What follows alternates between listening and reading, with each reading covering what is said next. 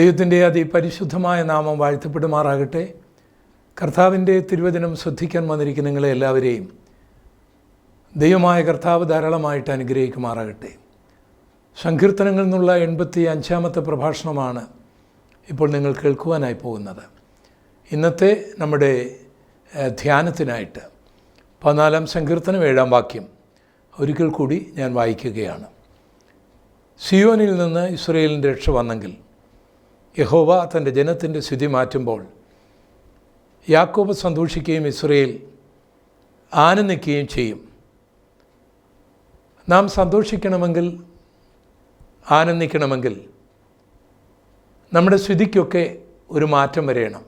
പാപത്തിൻ്റെയും ശാപത്തിൻ്റെയും കീഴിൽ സാത്താന്യ ബന്ധനങ്ങളിൽ കിടക്കുന്നിടത്തോളം കാലം നമുക്ക് വാസ്തവമായി ആനന്ദിക്കുവാനും സന്തോഷിക്കുവാനും കഴിയുകയില്ല. അതിന് ദൈവം തന്നെ നമ്മുടെ സ്ഥിതിക്ക് ഒരു മാറ്റം വരുത്തണം. ഇങ്ങനെയൊക്കെ ഞാൻ ആയിപ്പോയല്ലോ, എൻ്റെ അവസ്ഥ ഇങ്ങനെയൊക്കെ ആയിപ്പോയല്ലോ, ഈ അവസ്ഥയ്ക്ക് ഇനിയൊരു മാറ്റം വരുമോ? പ്രതീക്ഷയ്ക്ക് എന്തെങ്കിലും വകയുണ്ടാകുമോ? ഇങ്ങനെയൊക്കെയുള്ള നിരാശ നിങ്ങളെ ബാധിച്ചിട്ടുണ്ടെങ്കിൽ ദൈവം നിങ്ങളുടെ സ്ഥിതിക്ക് മാറ്റം വരുത്തുവാൻ മനസ്സുള്ളവനാണ്. ദൈവം മാറ്റം വരുത്തിയാൽ ഇന്നത്തെ അവസ്ഥകൾക്കെല്ലാം നിങ്ങളെപ്പോലും അത്ഭുതപ്പെടുത്തുന്ന അവസ്ഥയായി അത് മാറും എന്നുള്ള കാര്യത്തിൽ യാതൊരു സംശയവുമില്ല. അതിന് ഉദാഹരണമായി ബൈബിളിലെ ഒരു കഥാപാത്രത്തെ നിങ്ങളുടെ മുൻപിലേക്ക് ഞാൻ കൊണ്ടുവരാം. നൊവോമി എന്നാണ് ആ പ്രിയമാതാവിൻ്റെ പേര്. അവർ ഇന്നത്തെ പലസ്തീൻ നാട്ടിലെ ബേത്ലഹേമിലായിരുന്നു ജീവിച്ചു കൊണ്ടിരുന്നത്. സമ്പൽ സമൃദ്ധമായിരുന്നു അവരുടെ ജീവിതം. അപ്പത്തിൻ്റെ നാട്, അപ്പത്തിൻ്റെ വീട് എന്നൊക്കെ അർത്ഥം വരുന്ന ബേത്ലഹേമിൽ അവർ സുഖമായി ജീവിച്ചു കൊണ്ടിരുന്ന കാലഘട്ടത്തിൽ വരൾച്ചയുണ്ടായി, മഴ ലഭിക്കാതെയായി, കൃഷി ഇറക്കുവാൻ കഴിയാതെയായി, ധാന്യമെല്ലാം തീർന്നു. കൊടും പട്ടിണിയിലേക്ക് നൊവോമിയുടെ കുടുംബം കൂപ്പുകുത്തുകയാണ്. നൊവോമിയുടെ ഭർത്താവിൻ്റെ പേര് എലീമേലെക്ക് എന്നായിരുന്നു. അവർക്ക് 2 മക്കളുണ്ടായിരുന്നു, മഹ്ലോനും കില്യോനും. അങ്ങനെ ക്ഷാമത്തിൽ നിന്ന് രക്ഷപ്പെടുവാനായിട്ട് അവരാഗ്രഹിച്ചുകൊണ്ടിരിക്കുമ്പോൾ മോവാബ് ദേശത്ത് സമൃദ്ധിയുടെ ഒരു കാലമായിരുന്നു. അവിടെ മഴയൊക്കെ ലഭിക്കുന്നുണ്ട്, ധാന്യമൊക്കെ അവിടെയുണ്ട്. പട്ടിണി മാറ്റുവാനുള്ള ആഗ്രഹത്തോടു കൂടെ, ഈ കഷ്ടതയിൽ നിന്ന് രക്ഷപ്പെടുവാനുള്ള ആഗ്രഹത്തോടു കൂടി എലീമേലെക്കും നൊവോമിയും അവരുടെ 2 മക്കളുമായിട്ട് മോവാബ് ദേശത്തേക്ക് പോയി. അവിടെ അവർ സ്ഥലമൊക്കെ വാങ്ങി, വീടുമൊക്കെ വെച്ചു, കൃഷിയൊക്കെ ചെയ്തു, പട്ടിണിയൊക്കെ മാറി, സാമ്പത്തിക പുരോഗമനമൊക്കെ അവർക്കുണ്ടായി. അവരുടെ 2 മക്കൾ മഹ്ലോനും കില്യോനും മോവാബ്യ ദേശക്കാരായ യുവതികളെ വിവാഹം കഴിച്ചു. ഒരാളുടെ പേര് ഓർപ്പ എന്നായിരുന്നു, മറ്റൊരാളുടെ പേര് രൂത്ത് എന്നായിരുന്നു. ഇങ്ങനെ അവരുടെ ജീവിതം വളരെ സന്തോഷത്തോടെ മുന്നേറുന്ന വേളയിൽ വലിയ ദുഃഖകരമായ ഒരു കാര്യം അവരുടെ ഭവനത്തിൽ ഉണ്ടായി. എലീമേലെക്ക് മരിക്കുകയാണ്. ആ മരണം അക്ഷരാർത്ഥത്തിൽ നൊവോമിയെ ഞെട്ടിപ്പിച്ച് കളഞ്ഞു, അനാഥയാക്കി കളഞ്ഞു. വേദന കൊണ്ട് ആ ഭവനം നിറഞ്ഞു. ദുഃഖം ആ ഭവനത്തിൽ തളം കെട്ടി. എലീമേലെക്കിൻ്റെ മരണം അവരെയെല്ലാം പിടിച്ച് കുലുക്കിക്കളഞ്ഞു. സാമ്പത്തികമായി ഉയർച്ചയൊക്കെ ഉണ്ടായെങ്കിലും, പട്ടിണിയൊക്കെ മാറിയെങ്കിലും, ഭർത്താവിൻ്റെ മരണം,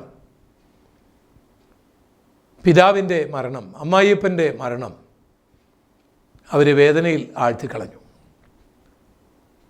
ആ ദുഃഖം തീരുന്നതിന് മുൻപേ, ആ കണ്ണുനീര് വറ്റുന്നതിന് മുൻപേ നൊവോമിയുടെ മഹ്ലോനും കില്യോനും 2 മക്കളും മരിക്കുകയാണ്. ആർക്കും അവരെ ആശ്വസിപ്പിക്കുവാൻ കഴിയാത്ത അവസ്ഥയിലേക്ക് മാറി. സന്തോഷമുണ്ടായിരുന്ന ഒരു ഭവനത്തിൽ അലമുറിയാണ്, നിലവിളിയാണ്, മാറത്തടിക്കുന്ന രംഗങ്ങളാണ് മറ്റുള്ളവർ കാണുന്നത്. 3 വിധവമാർ ആ ഭവനത്തിൽ ശേഷിക്കുകയാണ്. വളരെ ദുഃഖകരമായ ഒരവസ്ഥ. ഈ അവസ്ഥയിൽ നിന്ന് ഇവരെ കരകയറ്റുവാൻ ആർക്കെങ്കിലും കഴിയുമോ? ആർക്കും കഴിയുകയില്ല എന്നുള്ളതാണ് ഒരു സത്യം. അങ്ങനെ അവർ വളരെ വേദനയോടുകൂടി ആയിരിക്കുമ്പോൾ ഈ യാത്ര വേണ്ടായിരുന്നു, ബേത്ലഹേമിൽ പാർത്താൽ മതിയായിരുന്നു, അല്പം വിശപ്പും ദാഹവുമൊക്കെ ഉണ്ടാകുമായിരുന്നെങ്കിലും തൻ്റെ ഭർത്താവും മക്കളും ജീവനോട് ഉണ്ടാകുമായിരുന്നു എന്നൊക്കെ നവോമിയുടെ മനസ്സിൽ തോന്നിത്തുടങ്ങി.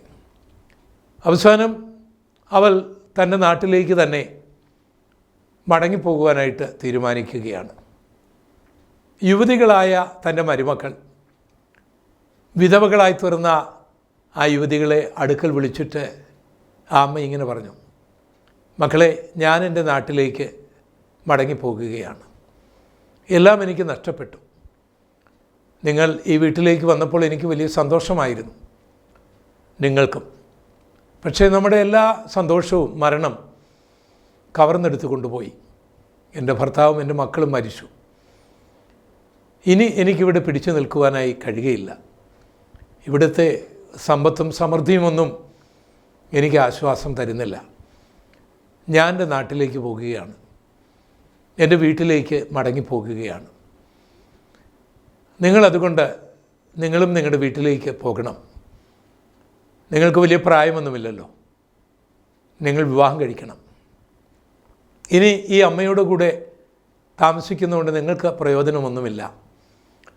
നിങ്ങളുടെ ഭാവിക്ക് നൽകുവാൻ എൻ്റെ പക്കലൊന്നുമില്ല മക്കളെ, മടങ്ങിപ്പോകണം എന്ന് അമ്മ വേദനയോട് മരുമക്കളോട് പറയുമ്പോൾ ഒരവസരം കാത്തിരുന്ന ഓർപ്പ അമ്മായിയമ്മയുടെ കഴുത്തിൽ കെട്ടിപ്പിടിച്ച് കരഞ്ഞ് ചുംബിച്ച് അവളുടെ വീട്ടിലേക്ക്, അവളുടെ ദേവൻ്റെ അടുക്കിലേക്ക് നല്ലൊരു ഭാവി പ്രതീക്ഷിച്ചുകൊണ്ട് അവൾ ആ വീടിൻ്റെ പടിയിറങ്ങി. ഈ രംഗം നവോമിയും രൂത്തും നോക്കി നിൽക്കുകയാണ്. നവോമി രൂത്തിൻ്റെ മുഖത്തേക്ക് നോക്കി. അവൾ അവിടെ തന്നെ നിൽക്കുകയാണ്. ആ നോട്ടം കണ്ടപ്പോൾ രൂത്തിന് കാര്യം മനസ്സിലായി. അവൾ അമ്മയോട് അല്പം കൂടി ചേർന്ന് നിന്നിട്ട് പറഞ്ഞു, അമ്മേ, ദയവായിട്ട് അമ്മയുടെ അടുക്കൽ നിന്ന് എൻ്റെ ദേവന്മാരുടെ അടുക്കിലേക്ക്, എൻ്റെ വീട്ടിലേക്ക്, എൻ്റെ സുഖജീവിതത്തിന് വേണ്ടി പോകുവാൻ അമ്മയെ ഒരിക്കലും പറയരുത്. ഈ കഷ്ടതയിൽ ഞാനമ്മയെ കൈവിടുകയില്ല. എൻ്റെ ഒന്നുമില്ലായ്മയിൽ എനിക്കെല്ലാം നൽകി എന്നെ സ്നേഹിച്ച എൻ്റെ അമ്മായിയപ്പനും എൻ്റെ ഭർത്താവുമൊക്കെ മരിച്ചുപോയി. ഞാനും ദുഃഖിതയാണ്. പക്ഷേ എനിക്ക് അമ്മയുണ്ടല്ലോ. അമ്മയുടെ ദൈവം എൻ്റെയും ദൈവമായിരിക്കും. അമ്മ എവിടെ പോകുമോ അവിടെ ഞാൻ വരും. ആ ദേശം എൻ്റെ ദേശമായിരിക്കും. അതുകൊണ്ട് ദയവായിട്ട് എന്നെ എൻ്റെ ഭവനത്തിലേക്ക്, എൻ്റെ ദേവന്മാരുടെ അടുക്കിലേക്ക് മടക്കി അയക്കരുത്. അവിടെ നിന്നുള്ള നേട്ടങ്ങളൊന്നും എനിക്ക് വേണ്ട. ഈ നേട്ടങ്ങളൊന്നും തന്നെ ശാശ്വതമല്ലല്ലോ. രൂത്തിനെ അവളുടെ ഭവനത്തിലേക്ക് വിടുവാനായിട്ട് നവോമി പരിശ്രമിച്ചിട്ട് സാധിച്ചില്ല. നവോമിയുടെ ആ പരിശ്രമം തികച്ചും നിസ്വാർത്ഥവും വിശുദ്ധവും ആത്മാർത്ഥവുമായിരുന്നു. ആ കുഞ്ഞുങ്ങൾക്ക് നല്ലൊരു ഭാവി ഉണ്ടാകണമെന്ന് മാത്രമേ ആ അമ്മയെ ആഗ്രഹിച്ചുള്ളൂ. ഇനിയും അവർ എൻ്റെ കൂടെ നിന്ന് കഷ്ടപ്പെടേണ്ട എന്നുള്ള ഒരു നല്ല മനസ്സിൻ്റെ ഉടമയായിരുന്നു ആ നവോമി. രൂത്തും അങ്ങനെയായിരുന്നു. ജീവിതത്തിൻ്റെ നന്മകൾ കിട്ടുമ്പോൾ മാത്രം സ്നേഹിക്കുവാൻ അറിയുന്നവളായിരുന്നില്ല രൂത്ത്. അവിടെ സ്നേഹം നിസ്വാർത്ഥമായിരുന്നു. എന്തെങ്കിലും കിട്ടുന്നത് കൊണ്ട് അവിടെ സ്നേഹം വർദ്ധിക്കുന്നില്ല. എന്തെങ്കിലും നഷ്ടപ്പെടുന്നത് കൊണ്ട് അവിടെ സ്നേഹം കുറയുന്നുമില്ല. അവിടെ ദൈവവിശ്വാസം അചഞ്ചലമാണ്. അതേതെങ്കിലും ഒരു ഭൗതിക നേട്ടത്തിനു വേണ്ടി അല്ല അവൾ ദൈവത്തിൽ ആശ്രയിക്കുന്നത്. ആയുസ്സിനു വേണ്ടിയോ ആരോഗ്യവും ഇതൊന്നും അവളുടെ ദൈവവിശ്വാസവുമായി ബന്ധപ്പെട്ട കാര്യമല്ല. ഇതൊക്കെ ഉണ്ടെങ്കിൽ സ്തോത്രം, ഇല്ലെങ്കിലും സ്തോത്രം. അചഞ്ചലമായ ഒരു വിശ്വാസം. അങ്ങനെ ആ അമ്മായിയമ്മയും മരുമകളും കൂടെ ബേത്ലഹേമിലേക്ക് വരികയാണ്. കുറേ സാധനങ്ങളൊക്കെ അവരെടുത്തിട്ടുണ്ട്. തലച്ചുമടുകളായിട്ടും കയ്യിൽ തൂക്കിയും നൊവോമിയും രൂത്തും നടക്കുകയാണ് ബേത്ലഹേമിലേക്കുള്ള യാത്ര. അവിടെ ചെന്നാൽ ആരെങ്കിലും സ്വീകരിക്കാനുണ്ടോ? വീടൊക്കെ എങ്ങനെയായിരിക്കും? അതൊക്കെ ചെതല് പിടിച്ച് നശിച്ചു പോയി കാണുമോ? ചുക്കിരി വില കെട്ടി മൂടിക്കിടക്കുകയായിരിക്കുമോ? ഇതൊന്നും അവർക്ക് അറിഞ്ഞുകൂടാ. അങ്ങനെ അവർ നടന്ന് ക്ഷീണിച്ച് അവരുടെ പഴയ വീട്ടിൽ വന്നു. രൂത്ത് ആദ്യം കാണുകയാണ് ആ വീട്. രൂത്ത് ആദ്യം കാണുകയാണ് ആ ദേശം. പക്ഷേ നല്ല പച്ചപ്പ്, യവക്കൊയ്ത്തിൻ്റെ കാലമാണ്. അമ്മ ബേത്ലഹേമിലെ ക്ഷാമത്തെക്കുറിച്ചും അവിടുത്തെ വരൾച്ചയെക്കുറിച്ചും അവിടുത്തെ കുന്നുകളിലെ പുല്ലുകൾ ഉണങ്ങി നിൽക്കുന്നതിനെക്കുറിച്ചുമൊക്കെ പറഞ്ഞത് കേട്ടിട്ടുണ്ട്. പക്ഷേ അങ്ങനൊന്നുമല്ല ഇപ്പോൾ. കുന്നുകളിലെല്ലാം ആടുകളുണ്ട്, അവിടെല്ലാം മേയുന്ന പശുക്കളുണ്ട്, പുൽമേടകളുണ്ട്. താഴ്വരകളിലൊക്കെ യവവും ഗോതമ്പുമൊക്കെ ഇങ്ങനെ കൊയ്യാറായി നിൽക്കുകയാണ്. ചില പാടശേഖരങ്ങളിൽ കൊയ്ത്ത് നടക്കുന്നുണ്ട്. വളരെ മനോഹരമായൊരു സ്ഥലം ബേത്ലഹേം. അവർ രണ്ടുപേരും ആ വീടിൻ്റെ മുൻപിൽ ചെന്ന് കതകു തുറന്ന് വീട്ടിൽ പ്രവേശിച്ച് ചൂലെടുത്ത് തൂത്തുവാരി ഒന്ന് വൃത്തിയാക്കി. പഴയ അടുപ്പും കലവുമൊക്കെ അവിടെയുണ്ട്. പക്ഷേ ധാന്യപാത്രത്തിൽ ധാന്യമൊന്നുമില്ല. വിശപ്പ് മാറ്റുവാൻ ഒന്നും അവരുടെ പക്കലില്ല. രൂത്ത് അവിടേക്ക് നടന്നു വരുമ്പോൾ പാടശേഖരങ്ങളും കൊയ്ത്തു നടക്കുന്നതുമൊക്കെ അവൾ കാണുകയുണ്ടായി. ഇസ്രായേലിയരെക്കുറിച്ച് ചിലതൊക്കെ അവൾ കേട്ടിട്ടുണ്ട്. പരദേശികൾക്ക് അവിടെ കൊയ്യുവാനൊന്നും അവർ അനുവാദം കൊടുക്കുകയില്ല. പരദേശികൾ അവർക്ക് വിജാതീയരാണ്. പ്രത്യേകിച്ച് മോവാബ്യരെ കുറിച്ച് അവർ പറയുന്ന 10 തലമുറ അവരുടെ ആലയത്തിൽ പ്രവേശിക്കരുതെന്നൊക്കെയാണ്. എങ്കിലും അവർ മനസാക്ഷിയുള്ളവരാണ്. പരദേശികൾക്ക് വേണമെങ്കിൽ പാടശേഖരങ്ങളിൽ പോയി കൊയ്ത്തുകാരുടെ വളരെ പുറകിൽ നിന്ന് അവർ കൊയ്യുമ്പോൾ പൊഴിഞ്ഞു വീഴുന്ന നെൽമണികളോ ഗോതമ്പ് മണികളോ യവമണികളോ ഒക്കെ പെറുക്കിക്കൊണ്ടുപോകുവാനുള്ള അനുവാദമുണ്ട്. അതവൾക്കറിയാമായിരുന്നു. അമ്മയും മകളും മുഖത്തോട് മുഖം നോക്കി. ഒട്ടിയ വയറാണ് രണ്ടുപേർക്കും. നല്ല വിശപ്പുണ്ട്. രൂത്ത് പറഞ്ഞു, അമ്മേ, കൊയ്ത്ത് നടക്കുന്ന സമയമാണല്ലോ, ഞാനിന്ന് പോകാം, കുറേ യവമണികൾ പെറുക്കിക്കൊണ്ടുവരാം.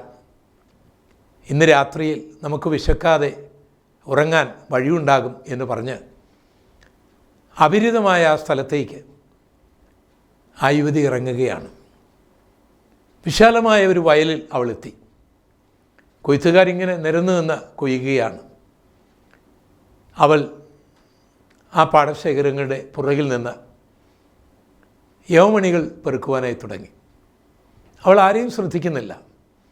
അവൾക്ക് അത് അവകാശമുള്ളതാണ്. അവളുടെ അമ്മയുടെ വിശപ്പ് മാറ്റണം, അവരുടെയും വിശപ്പ് മാറ്റണം. ആൾക്കാരൊക്കെ അവളെ ശ്രദ്ധിക്കുന്നുണ്ടായിരുന്നു. ആരാണ് ഈ യുവതി? ഏതോ പരദേശിയായ ഒരു സ്ത്രീ, പട്ടിണിപ്പാവം, ആ പെറുക്കിക്കോട്ടെ എന്നൊക്കെ ചിലർ ചിന്തിച്ചു. ചിലരൊക്കെ അവളെ പുച്ഛത്തോടു കൂടി നോക്കി. ചിലരൊക്കെ അവളെ മോഹത്തോട് നോക്കി. അവൾ ആരെയും ശ്രദ്ധിച്ചില്ല. അവൾ യവമണികൾ പെറുക്കി മടിയിൽ ശേഖരിച്ച് വേഗം വീട്ടിലേക്ക് വന്നു. വഴിയൊക്കെ അവൾ നോക്കി വച്ചിരുന്നു. ആ യവമണികൾ വറുത്തും പൊടിച്ചുമൊക്കെ അവൾ ഭക്ഷണമുണ്ടാക്കി. അമ്മയും മരുമകളും കൂടി ഭക്ഷണം കഴിച്ച് തൃപ്തിയോടുകൂടി ഉറങ്ങി. പിറ്റേ ദിവസവും അവൾ ആ വയലിൽ തന്നെയാണ് പോയത്. കുറേ ദിവസങ്ങളായിട്ട് വയലിൻ്റെ ഉടമസ്ഥൻ ധനികനായ സുന്ദരനായ ധർമ്മിഷ്ഠനായ ഭക്തനായ വിശുദ്ധനായ ബോവസ് ഈ പരദേശിയെ ശ്രദ്ധിക്കുന്നുണ്ടായിരുന്നു. അവളൊരു വിശുദ്ധ സ്ത്രീയാണ് എന്ന് അയാൾക്ക് മനസ്സിലായി. ചാരിത്ര ശുദ്ധി സൂക്ഷിക്കുന്ന ഒരു വനിതാ രത്നമാണ് അവൾ എന്ന് ബോവസിന് മനസ്സിലായി. അവൾ മോവാബ്യകാരിയാണെങ്കിലും പരദേശിയാണെങ്കിലും സ്വദേശികളായ പലരേക്കാളും നല്ലവളാണ് എന്ന് അവളെക്കുറിച്ച് അന്വേഷിച്ചപ്പോൾ മനസ്സിലായി. നൊവോമി ബോവസിൻ്റെ ഒരു ചാർച്ചക്കാരിയാണ്. ആ മാതാവ് വന്ന കാര്യം ബോവസ് അറിഞ്ഞു. കുറേ കഴിഞ്ഞപ്പോഴാണ് ബോവസിന് മനസ്സിലായത് ഇത് നൊവോമിയുടെ മരുമകളാണ്, മോവാബ്യകാരിയായ രൂത്താണ് എന്നൊക്കെ ബോവസ് മനസ്സിലാക്കിയത്. ഒരു ദിവസം ബോവസ് കൊയ്ത്തുകാരോട് പറഞ്ഞു, ധാന്യമണികൾ പെറുക്കുന്ന ആ യുവതി ഉണ്ടല്ലോ, പാവപ്പെട്ടൊരു പെൺകുട്ടി, നിങ്ങൾ കൊയ്ത് കറ്റകെട്ടുമ്പോൾ ചില കതിരുകൾ മനഃപൂർവ്വമായി വലിച്ച് ഇട്ടിരിക്കണം, അതവൾ പെറുക്കിക്കൊള്ളട്ടെ. യജമാനൻ്റെ വാക്ക് കേട്ട് ചിലരൊക്കെ അങ്ങനെ നെൽമണികളല്ല കതിരുകൾ തന്നെ അവൾക്ക് വേണ്ടി വലിച്ചിട്ടു. അത് കൂടുതൽ ധാന്യവുമായിട്ടാണ് അവൾക്ക് വീട്ടിൽ ചെല്ലുവാനായിട്ടിടയായത്. വിശപ്പ് മാറി. അമ്മായിയമ്മയ്ക്ക് മരുമകളുടെ ആത്മാർത്ഥതയിലും കഠിനാധ്വാനത്തിലും വലിയ ബഹുമാനം തോന്നി. അമ്മായിയമ്മയ്ക്ക് മാത്രമല്ല, ആ പാടശേഖരങ്ങളിൽ ജോലി ചെയ്യുന്നവർക്കും അതിൻ്റെ ഉടമസ്ഥനായ ബോവസിനും. ഒരു ദിവസം ബോസ് അവളെ വിളിച്ചിട്ട് അവളുടെ മടിയിലേക്ക് കൊയ്ത് മെതിച്ച ധാന്യമണികൾ കൊടുക്കുകയാണ്. അന്ന് അവൾക്ക് പെറുക്കേണ്ടി വന്നില്ല, കൈവിരലുകൾ വേദനിക്കേണ്ടി വന്നില്ല. അതുമായിട്ട് അവൾ വീട്ടിലേക്ക് ഓടി. അവൾക്ക് വലിയ സന്തോഷമായിരുന്നു അത്. ഓരോ ധാന്യമണികൾ പെറുക്കുവാനായിട്ട് കുനിഞ്ഞും എഴുന്നേറ്റും അവളുടെ നടുവിന് നല്ല വേദനയുണ്ടായിരുന്നു. എന്നാൽ ഇന്ന് ആ ജോലിയൊന്നും ചെയ്യേണ്ടി വന്നില്ല. ബോസിൻ്റെയാണ് വയൽ എന്നൊക്കെ നൊവോമി മനസ്സിലാക്കി. ജൂതന്മാരുടെ ഇടയിൽ ഒരു വീണ്ടെടുപ്പിൻ്റെ നിയമമുണ്ടായിരുന്നു. അവരുടെ കുടുംബത്തിൽ ആരെങ്കിലും ദരിദ്രരായിപ്പോയാൽ അവരുടെ സ്ഥലം അവർ വീണ്ടെടുക്കണം. അവരിൽ ആരില്ലെങ്കിലും വിധവയായി തീർന്നാൽ ആ വിധവയിൽ ആ തലമുറയുടെ പേര് നിലനിർത്തേണ്ടതിന് വേണ്ടി അവരുടെ ചാർച്ചക്കാർ വിവാഹം കഴിക്കണം. എന്നിട്ട് അവർക്ക് ജനിക്കുന്ന മക്കളും ആ സ്ഥലവുമൊക്കെ മരിച്ചുപോയ ആ വ്യക്തിയുടെ പേര് നിലനിർത്തേണ്ടതിന് ഉപയോഗിക്കണം. ഇങ്ങനെയൊക്കെയുള്ള നിയമം അവർക്കുണ്ടായിരുന്നുകൊണ്ടാണല്ലോ ലോകമെമ്പാടും ജൂതന്മാർ ചിതറിപ്പോയിട്ടും ഇന്നും വംശമറ്റു പോകാതെ അവർ നിൽക്കുന്നതിൻ്റെ ഒരു രഹസ്യം കൂടിയാണത്. നൊവോമി പറഞ്ഞു, മോളെ, നമ്മുടെ വീണ്ടെടുപ്പുകാരനാണ് ബോസ്. അതുകൊണ്ട് നീ കുളിച്ചൊരുങ്ങി ബോസിൻ്റെ അടുക്കൽ ചെല്ലണം. ആ ധനികൻ തൻ്റെ വീണ്ടെടുപ്പിൻ്റെ നിയമം നമ്മോട് പാലിക്കുമോ എന്ന് നമുക്ക് നോക്കാം. അങ്ങനെ രൂത്ത് ബോസിൻ്റെ അടുക്കൽ ചെന്നു. ബോസ് പറഞ്ഞു, എന്നേക്കാൾ അടുത്ത് മറ്റൊരു ചാർച്ചക്കാരനുണ്ട്, ഞാൻ അവനുമായിട്ട് സംസാരിക്കട്ടെ. അവൻ നിന്നെ വീണ്ടെടുത്തില്ലെങ്കിൽ ഞാൻ വീണ്ടെടുത്തുകൊള്ളാം. അങ്ങനെ ബോവസ് അവരുടെ പട്ടണവാതിക്കൽ മൂപ്പന്മാരെയെല്ലാം വിളിച്ചുകൂട്ടി. നൊവോമിയുമായിട്ട് ഏറ്റവും അടുത്ത ഒരു ചാർച്ചക്കാരനെ കൂടെ വിളിച്ച് കൂട്ടിയിട്ട് പറഞ്ഞു, നൊവോമി മടങ്ങി വന്നിരിക്കുകയാണ്. എലീമേലെക്ക് മരിച്ചുപോയി. അതുകൊണ്ട് അവരുടെ പേര് നിലനിർത്തേണ്ടതിന് നീ അവരുടെ നിലം വീണ്ടെടുക്കണം. മാത്രമല്ല, അവരുടെ പേര് നിലനിർത്തേണ്ടതിന് വിധവയായി തീർന്ന മോവാബ്യകാരിയായ രൂത്തിനെയും നീ വീണ്ടെടുക്കണം. അയാൾ പറഞ്ഞു, സ്ഥലം ഞാൻ വീണ്ടെടുക്കാം, പക്ഷേ വിജാതീയ സ്ത്രീയെ എൻ്റെ ഭാര്യയായിട്ട് സ്വീകരിക്കാൻ അങ്ങനെ അവർക്കൊരു പേരുണ്ടാക്കാനൊന്നും ഞാൻ ആഗ്രഹിക്കുന്നില്ല. അപ്പോൾ മനസ്കനായ ബോവസ് വീണ്ടെടുക്കുവാൻ തയ്യാറാകുകയാണ്. ചുരുക്കി പറഞ്ഞാൽ ബോവസ് രൂത്തിനെ വിവാഹം കഴിക്കുകയാണ്. എലീമേലെക്കിൻ്റെ പേര് നിലനിർത്തേണ്ടതിന് വേണ്ടി അതൊരു അതിശയമാണ്. സുന്ദരനായ, സുമുഖനായ, കുലീനനായ, സവർണനായ, ഭക്തനായ ഒരു മനുഷ്യൻ അന്യരാജ്യത്തുള്ള ഒരു വിജാതീയ സ്ത്രീയെ, ഒരു വിധവയെ, ഒരു ദരിദ്ര സ്ത്രീയെ തൻ്റെ വയലിൽ ധാന്യമണികൾ പെറുക്കുവാൻ വന്ന ഒരു പരദേശിയെ വിവാഹം കഴിക്കുക, അതൊരു അത്ഭുതകരമായ കാര്യമാണ്. ദൈവം അവരുടെ സ്ഥിതിക്ക് മാറ്റം വരുത്തുകയാണ്. ആ രൂത്തിൻ്റെ കുടുംബത്തിലാണ് ഇശായിയും ദാവീദുമൊക്കെ വന്നു പെറുക്കുന്നത്. അവിടെയാണ് നമ്മുടെ കർത്താവായ യേശു ജനിക്കുന്നത്. അവരുടെ സ്ഥിതി മാറ്റിയ ആ ചരിത്രം രൂത്തിൻ്റെ പുസ്തകത്തിൽ എഴുതിയിരിക്കുന്നത് ഞാൻ ഇന്ന് വായിച്ച് കേൾപ്പിക്കാം. രൂത്തിൻ്റെ പുസ്തകം 4-ാം അധ്യായത്തിൻ്റെ 14 മുതലുള്ള വാക്യങ്ങൾ. എന്നാൽ സ്ത്രീകൾ നൊവോമിയോട്, ഇന്ന് നിനക്ക് ഒരു വീണ്ടെടുപ്പുകാരനെ നൽകിയിരിക്കൊണ്ട് യഹോവ വാഴ്ത്തപ്പെട്ടവൻ. അവൻ്റെ പേർ ഇസ്രയേൽ വിസ്തൃതമായിരിക്കട്ടെ. അവൻ നിനക്ക് ആശ്വാസപ്രദനും നിൻ്റെ വാർദ്ധക്യത്തിൽ പോഷകനും ആയിരിക്കും. നിന്നെ സ്നേഹിക്കുന്നവളും 7 പുത്രന്മാരെക്കാൾ നിനക്ക് ഉത്തമയുമായിരിക്കുന്ന നിൻ്റെ മരുമകളല്ലോ അവനെ പ്രസവിച്ചത് എന്ന് പറഞ്ഞ് നൊവോമി കുഞ്ഞിനെ എടുത്ത് മടിയിൽ കിടത്തി അവന് ധാത്രിയായി തീർന്നു. അവളുടെ അയൽക്കാരത്തികൾ നൊവോമിക്ക് ഒരു മകൻ ജനിച്ചു എന്ന് പറഞ്ഞ് അവന് ഓബേദ് എന്ന് പേർ വിളിച്ചു. ദാവീദിൻ്റെ അപ്പനായ ഇശായിയുടെ അപ്പൻ ഇവൻ തന്നെ. എത്ര അത്ഭുതകരമായ ഒരവസ്ഥയാണ് ഇപ്പോൾ നൊവോമിയുടെ ജീവിതത്തിൽ, രൂത്തിൻ്റെ ജീവിതത്തിൽ സംഭവിച്ചിരിക്കുന്നത്. 14-ാം സങ്കീർത്തനം 7-ാം വാക്യം. സിയോനിൽ നിന്ന് ഇസ്രായേലിൻ്റെ രക്ഷ വന്നെങ്കിൽ, യഹോവ തൻ്റെ ജനത്തിൻ്റെ സ്ഥിതി മാറ്റുമ്പോൾ യാക്കോബ് സന്തോഷിക്കുകയും ഇസ്രായേൽ ആനന്ദിക്കുകയും ചെയ്യും.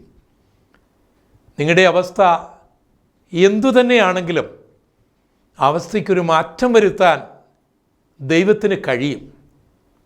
അതുകൊണ്ട് സർവശക്തനായ ദൈവത്തിൽ ആശ്രയിക്കുകയാണ് ഇപ്പോൾ നിങ്ങൾ ചെയ്യേണ്ടത്.